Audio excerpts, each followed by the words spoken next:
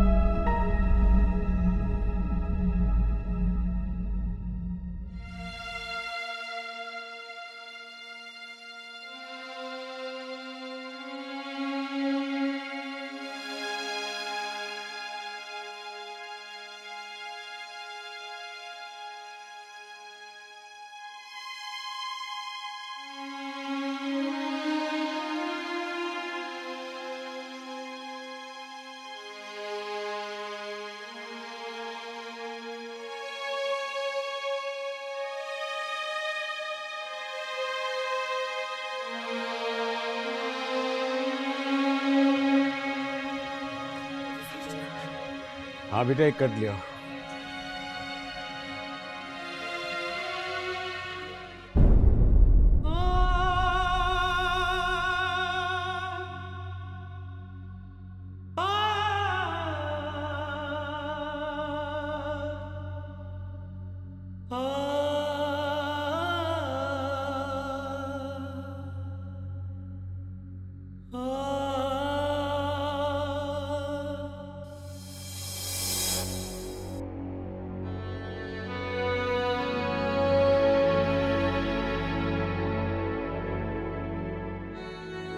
कुछ तो बच्चों के सामने मेरा लिहाज कर लिया करो। जब दिल चाहता है, जो दिल चाहता है बोल देती हूँ। आखिर मेरी भी इज्जत नफ्स है कि नहीं? अच्छा, वाकई तुम्हारी इज्जत नफ्स को इतनी ठेस पहुंचती है तो फिर बच्चों के सामने खामोश रहा करो ना। सीमा, सीमा, आखिर मुझसे तुम किस बात का बदला ले रही हो? बदला? मैं तुमसे बदला लूंगी। बदला इंसान दुश्मनों से लेता है, और तुम्हारी अहमियत मेरे सामने सिर्फ इतनी है कि घर के बाहर नेम प्लेट लगी हो, इससे ज्यादा कुछ नहीं।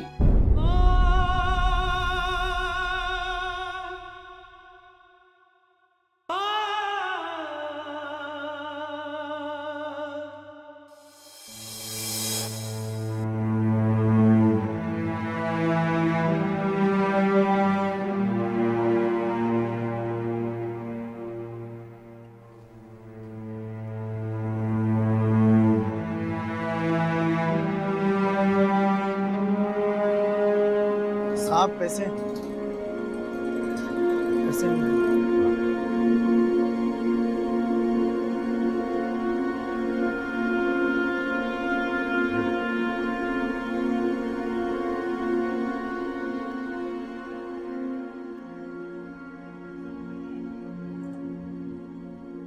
अभियान देखो, कुछ चाहिए? अभियान क्या चीज? एक ही उतार दिएगा सर।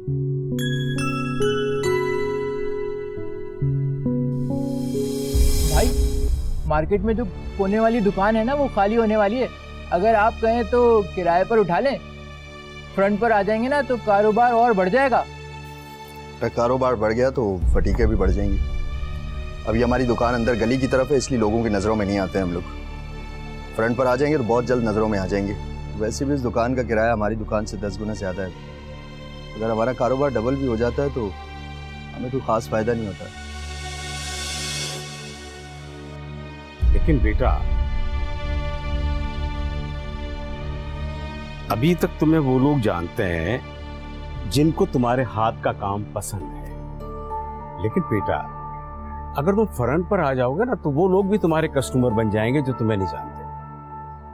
ये मोटरसाइकिलें तो खराब होती रहती हैं, आए दिन खराब होती हैं, और लोग पार्ट्स उन्हीं से खरीदते हैं जिन पर उनको भरोसा होता है।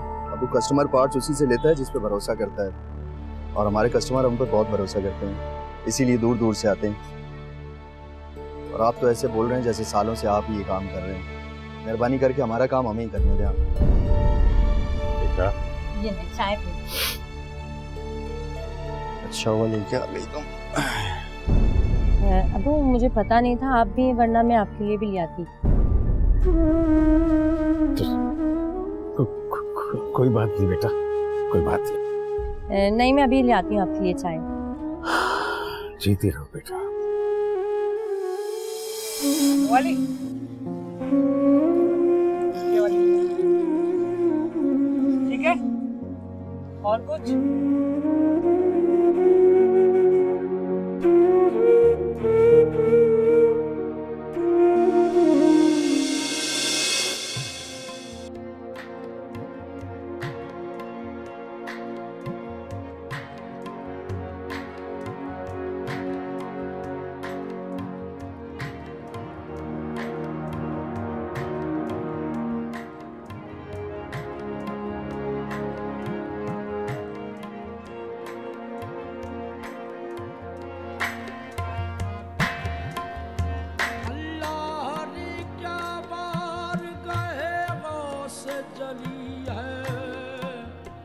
गर्दन को झुकाए हुए एक एक बली है।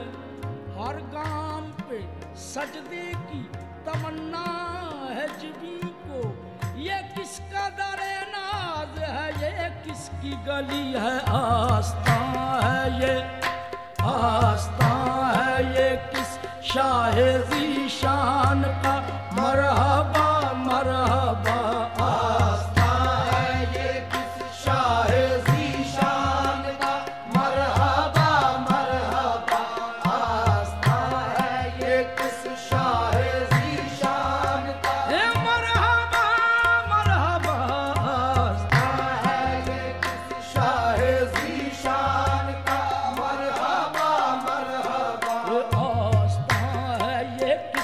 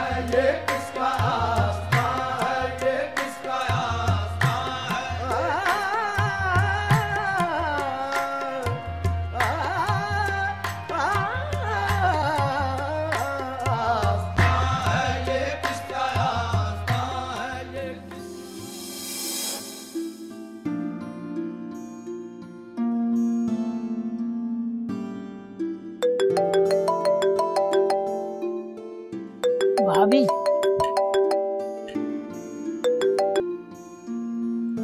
जी भाभी, अस्सलाम वालेकुम। तुम बताओ कैसी हो? ठीक ठाक, आप सुनाएं, कैसे याद किया? अब ऐसा भी नहीं है कि हम तुम्हें याद ही नहीं करते भाई, आजकल तो हमारे घर में तुम्हारी ही बातें चलती रहती हैं। अच्छा, क्या बातें चलती रहती है, हमें भी तो पता चले। भाई यही बताने के लिए तो फोन किया है मैंने। सीमा, मुझे तुमसे एक बहुत जरूरी बात करनी है। क्या हो गया भाभी, क्यों तमीज बांध रही हैं? खुलकर बात करें।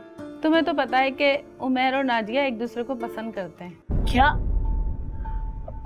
क्या कह रही हैं आप? अरे मेरी बात पे यकीन नहीं है तो तुम नाजिया से पूछ लो जाके। जी मैं बात करती हूँ इससे।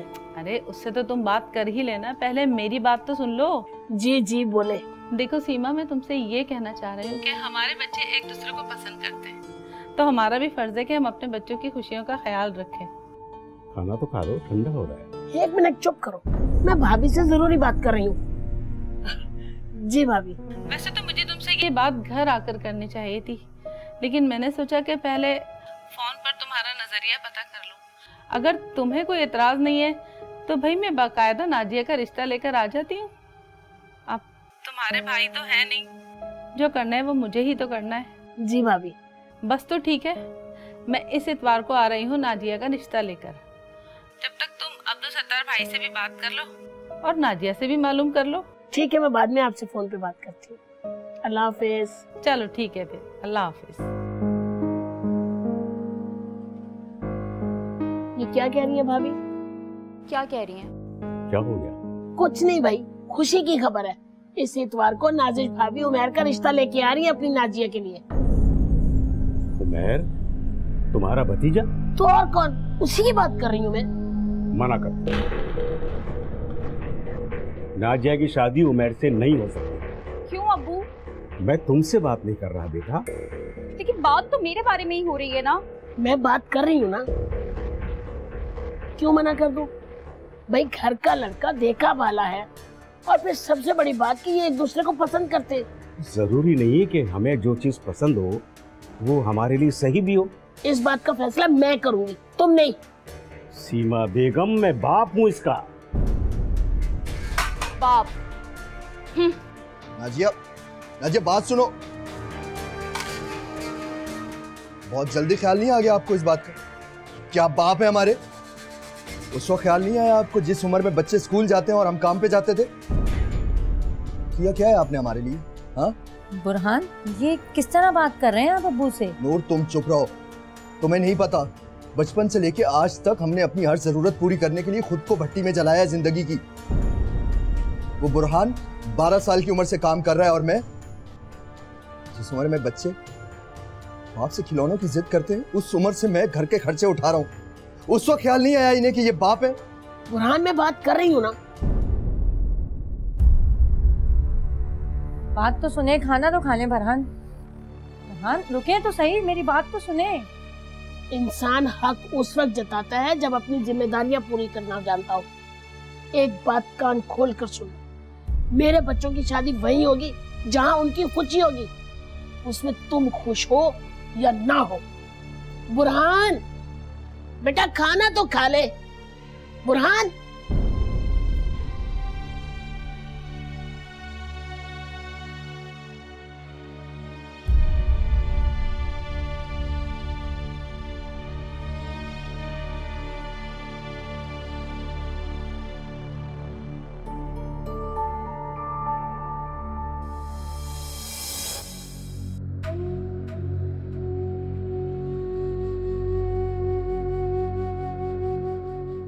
बहुत जल्दी ख्याल नहीं आ गया आपको इस बात का कि आप बाप है हमारे? उस वक्त ख्याल नहीं आया आपको जिस उम्र में बच्चे स्कूल जाते हैं और हम काम पे जाते थे?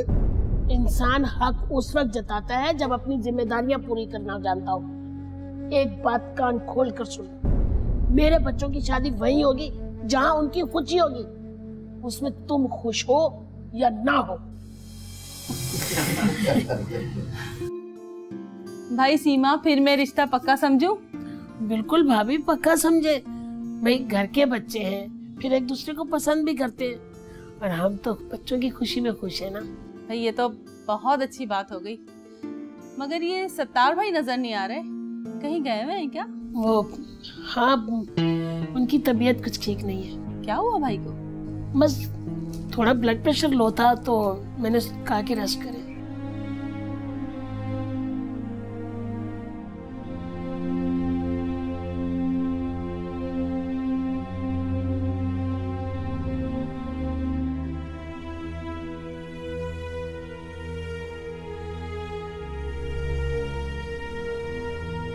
भाईजान अस्सलाम वालेकुम। अस्सलाम वालेकुम फूफा। भाई बहुत बहुत मुबारक हो आपको।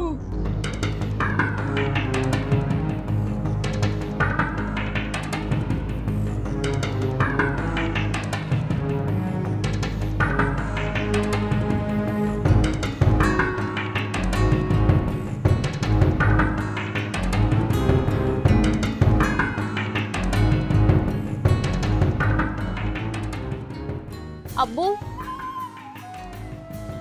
अब्बू, आज मेरे लिए बहुत खुशी का दिन है। काश कि आपके लिए भी ऐसा होता। आपके इस रवैये पर मुमानी क्या सोच रही होंगी, लेकिन आपको तो शायद किसी बात से कोई फर्क ही नहीं पड़ता। खुदा के लिए अब्बू, अगर आप हमें कोई खुशी नहीं दे सकते ना, तो कम से कम हमारी खुशियों के रंग में भंग डालना भी छोड़ दें, प्लीज।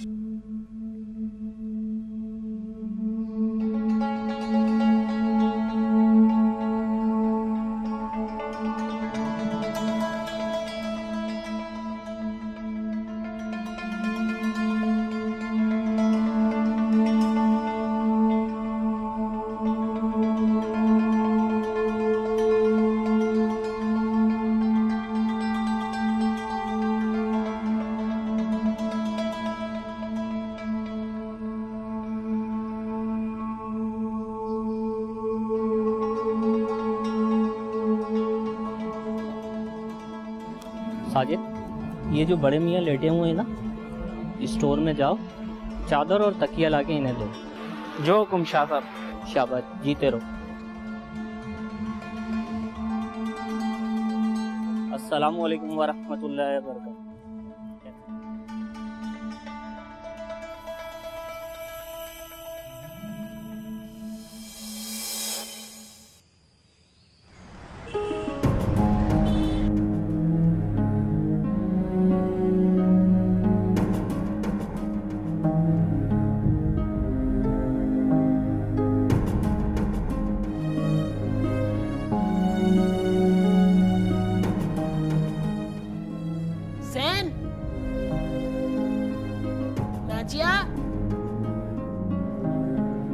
जी अम्मी, अस्सलाम वालेकुम।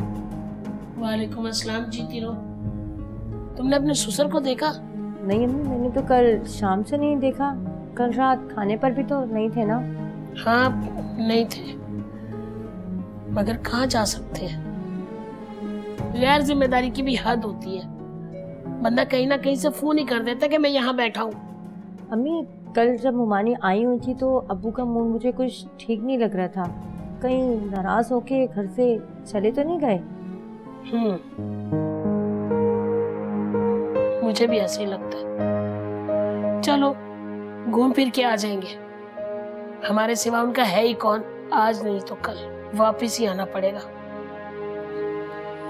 चलो जाओ, तुम अपना काम करो, बल्कि मेरे लिए चाय बनाओ, मैं बाहर ही आ रही हूँ। जी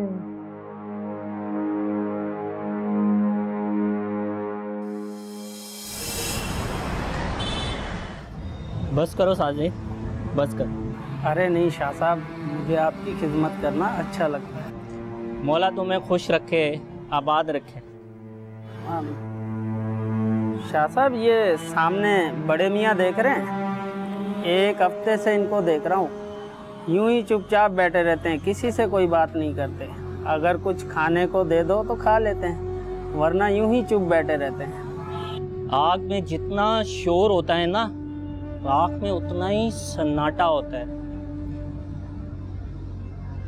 कुछ लोग जिंदा लाशों की तरह होते हैं, लाशें बातें नहीं करते। समझ रहे हो ना मैं क्या कह रहा हूँ? बिल्कुल शाह साहब।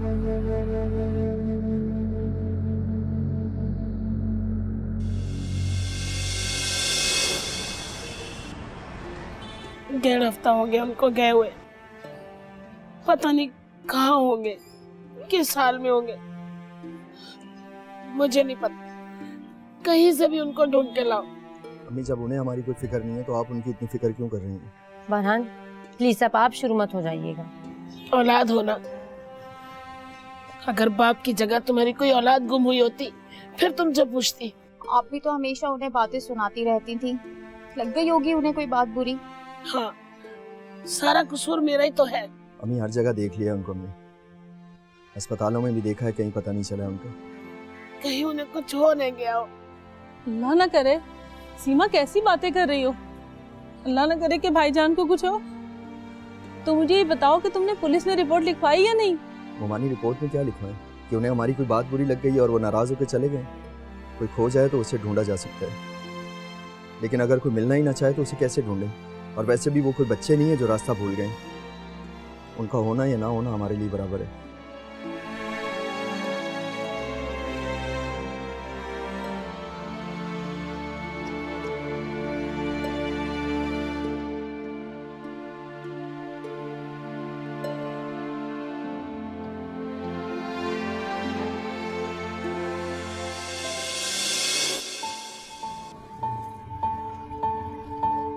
अरे मेरा बच्चा कैसा है भाई? आओ जाओ, आ जाओ, आ जाओ।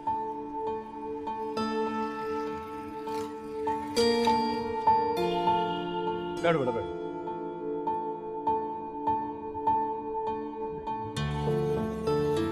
और सुनाओ बेटा। अल्लाह का शुक्र उस्ताद, आप बताएं कैसे हैं आप? बेटा, अब्बा का कुछ पता चला? नहीं उस्ताद, अब्बा का कुछ नहीं पता चला अभी तक। बेटा, इंसान मर जाए ना तो सब्र आ जाता है, लेकिन कहीं चला जाए तो सब्र भी उसके साथ ही चला जाता है। उस्ताद, छोटी की शादी है अगले इतवार को। नाजिया बेटी की? जी उस्ताद। अब्बा के बगैर? क्या करें उस्ताद, 6-7 महीने हो गए, उनका कुछ पता ही नहीं चल रहा है। और वैसे ही नाजिया की शादी 1 महीना आगे हो चुकी है। उस्ताद, आपको तो पता है कि बहन बेटी की शादी जितनी जल्दी करते उतना अच्छा होता है। चले, अल्लाह उसके नसीब अच्छे करे। उस्ताद, आपने लाजमी आना है, मैं कार्ड देने आऊँगा आपको। अरे क्यों नहीं बेटा, तू मेरा शागिर्द नहीं, मेरा भतीजा भी है। बच्चा तो चाय लेके आओ, दूध पत्ती अच्छी से बना के। और अम्मी कैसी हैं?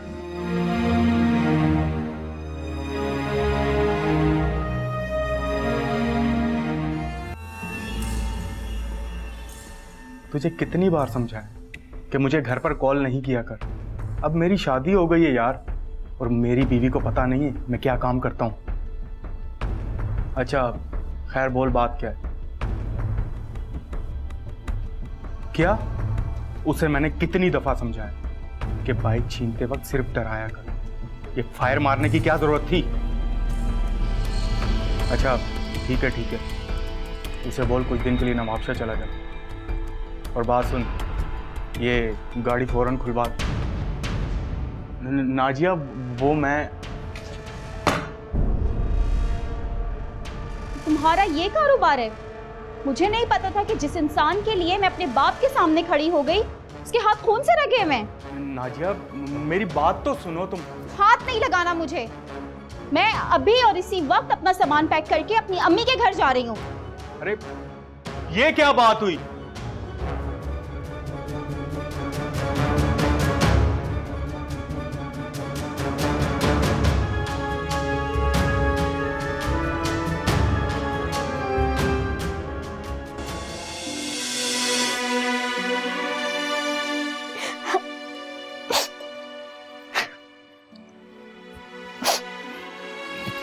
सोचा था घर का बच्चा है, तुम खुश रहोगी, मगर क्या पता था कि उसकी ये करतूत है। शायद अब्बू इसीलिए इस शादी से मना कर रहे थे। उनको पता था इसकी हरकतों का, तो फिर उन्होंने हमें बताया क्यों नहीं? अपने नाम का उन पे बहुत असर है। जैसे अल्लाह पाक अपने बंदों के राज दूसरों पे फाश नहीं करता, पर्दा रखता है, इसी तरह ये भी ऐसे ही है। किसी की बुराई किसी के पास नहीं करते। एक दफा तुम्हारे चचा ने मेरे लिए गलत बात कह दी थी, तो इन्होंने सख्ती से मना कर दिया मुझे उनके घर जाने को। लाख पूछने के बावजूद उन्होंने मुझे नहीं बताया। ये तो एक दिन तुम्हारे चचा माफी मांगने आए तो मुझे पता चला कि असल वजह क्या है। इसी तरह उन्हें मालूम था उमैर की हरकतों का, मुझे नहीं बताया कि मेरा दिल उमैर की तरफ से मैला ना हो जाए। काश उन्होंने ऐसा ना किया होता तो आज हमें ये दिन तो ना देखना पड़ता। काश मैंने उनकी बात मान ली होती, उनके खिलाफ ना जाती, तो आज हमें ये दिन ना देखना पड़ता।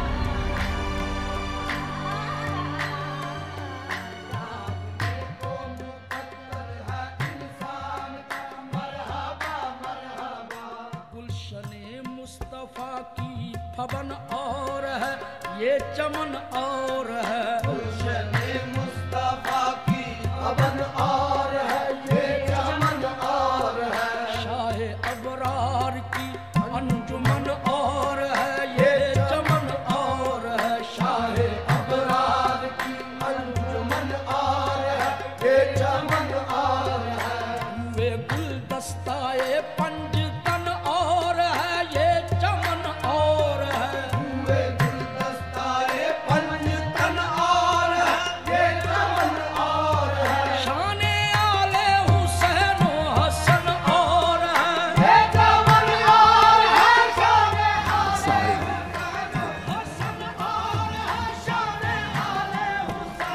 भाई साहब, भाई साहब,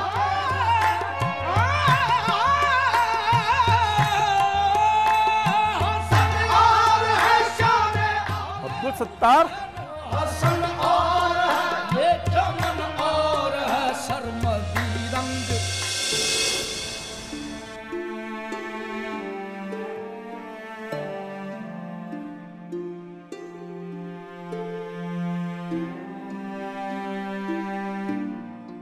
नाजिया, नाजिया,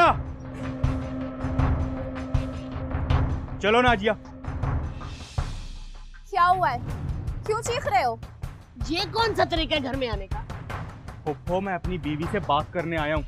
चलो नाजिया, चलो मेरे साथ। सवाल ही पैदा नहीं होता। मैं एक गुनहगार इंसान के साथ अपनी जिंदगी नहीं गुजार सकती। तुम शराफत से चल रही हो या मैं तुम्हें यहाँ से घसीटता हुआ लेके जाऊँ? हाथ तो लगा के देख, हाथ ना तोड़ दूं तेरे। मुझसे गलती हुई कि मैंने अपनी मासूम बच्ची की शादी तुझ जैसे से कर दी। मुझे अंदाजा था कि ये घी तो सीधी उंगली से निकलेगा नहीं, तो उंगली टेढ़ी करनी ही पड़ेगी। चलो मेरे साथ, चलो। मैं नहीं जाऊंगी, छोड़ो मुझे। अरे मैं नहीं जाऊंगी, छोड़ो। उमैर छोड़, छोड़, मैं कह रही हूँ छोड़ उमैर। देखो क्या कर रही है। भाई देखिए, मुझे जबरदस्ती लेकर जा रहा है। हाथ छोड़। नहीं छोड़ूंगा। क्या कर लेगा तू? अगर मेरा हाथ छूट गया ना तो तुझे यहाँ से बचाने वाला कोई नहीं है। अच्छा ठीक है, मैं भी देखता हूँ कब तक इसे घर बिठा कर रखते हो। हाँ हाँ, सारी जिंदगी बिठा के रखते, लेकिन तुझ जैसे जानवर के साथ रुखसत नहीं करेंगे।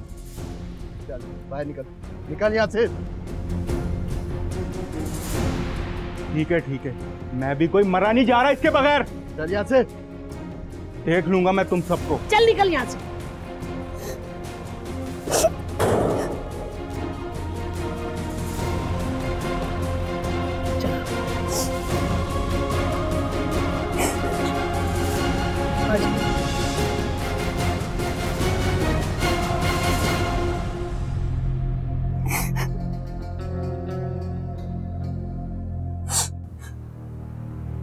चल यार घर चल, बस बहुत हो गया।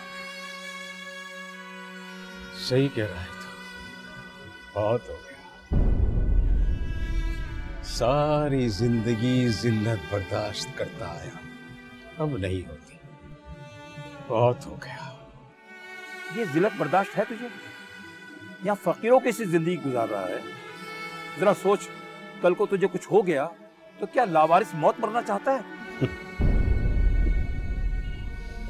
छोड़ यार, वरसा की फिक्र उससे होती है जिसकी कोई विरासत होती है।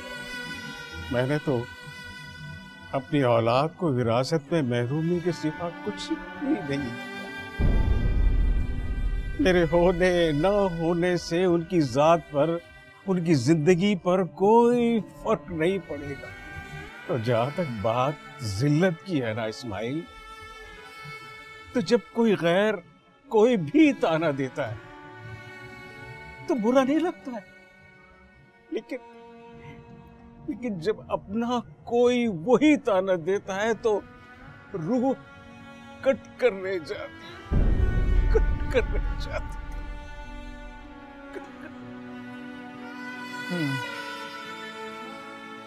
क्या तो सही रहा।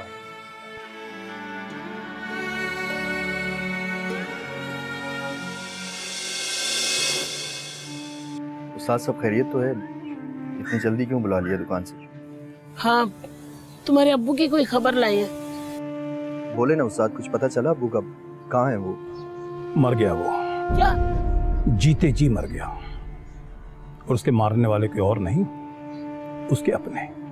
आप कुछ नहीं जानते भाई साहब, उन्होंने जिंदगी भर बच्चों के लिए किया ही क्या है? कुछ नहीं किया, कुछ भी नहीं किया। जब वो अपना सब कुछ गिरवी रखकर दुबई जा रहा था तो शायद वो वाहिद मौका था जब वो अपने लिए और आप लोगों के लिए बहुत कुछ कर सकता था। लेकिन अफसोस कुछ नहीं कर सका। भाभी, आपको याद है आपने सत्तार भाई को फोन किया था कि मुझे कैंसर हो गया है? वो अपना सब कुछ बेच बाच कर पाकिस्तान आ गया और आपके इलाज पर उसने भी एक एक पाई खर्च कर दी, बिल्कुल कंगाल हो गया, लेकिन आपको बचा लिया।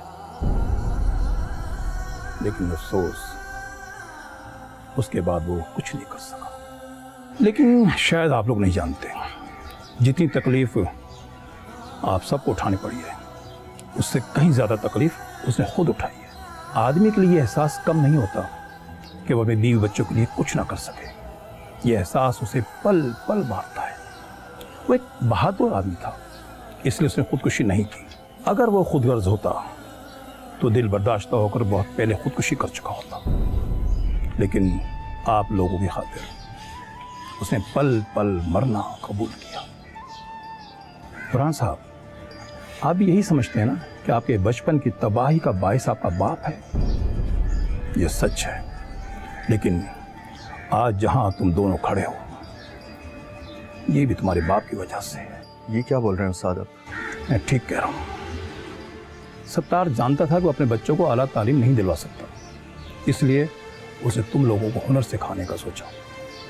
ये ठीक है, वो हुनर मैंने ही तुम्हें सिखाया, लेकिन ये भी सच है, अगर तुम सत्तार के बच्चे ना होते तो इतने प्यार से, इतनी मेहनत से ना सिखाता। तुमने कभी दिए को देखा है? उसमें जलने वाली बत्ती माँ की तरह होती है, जो खुद तो जलती रहती है मगर दिए को रोशन रखती है। और बाप उस दिए में जलने वाले तेल की तरह होता है, जिस पर किसका ध्यान ही नहीं जाता। बज़ाहिर तो वो आग का शोला उस दिए को जला रहा होता है, लेकिन दर हकीकत उसमें वो तेल जल रहा होता है, जो उस बत्ती की लौ को कम नहीं होने देता, बल्कि खुद जल जल कर कम होता रहता है। बचपन से एक बात सुनता आ रहा हूं, माँ की दुआ जन्नत की हवा, बाप की दुआ का क्या?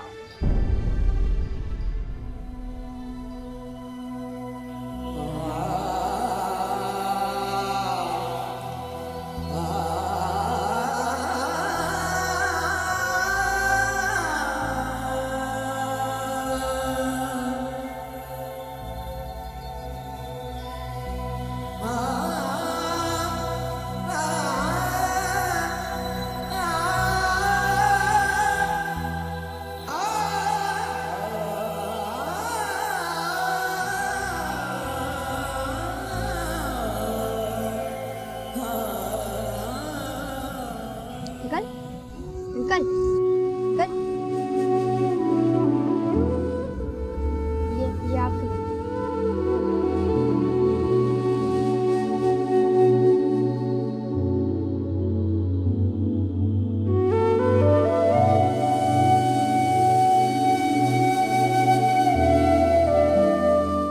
के साए में बख्त होते हैं, बाप घर में दरख्त होते हैं। अजीज तर वो मुझे रखता था रगे जान से, ये बात सच है मेरा बाप कम न था माँ से।